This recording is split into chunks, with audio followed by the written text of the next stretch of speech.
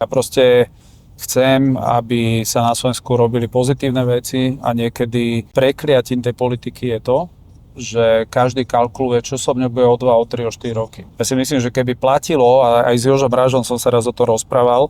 on povedal, že keby každý minister vedel, že nemôže byť viac ako jedno, povedzme, funkčné obdobie,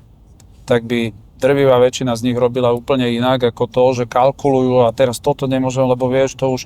už voliči, proste ľudia, keď dajú niekomu moc, tak predovšetkým a preto, aby rozhodoval. To je proste hlavná vec, že vy ako občania delegujete na dané obdobie moc na niekoho iného, aby prijímal rozhodnutia, samozrejme s demokratickým procesom. A nie, aby viedol jalové reči 4 roky a potom celý štát stál a odchádzali investori.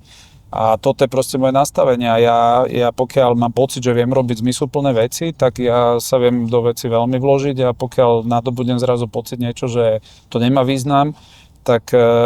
mňa neprinúti zase nikto byť v politike len preto, aby som bol v politike. Ja proste nemám tento teraz, jak niektorí poslanci, že im je úplne jedno, či sú v koalícii, v opozícii, hlavne aby boli v parlamente a mali plat.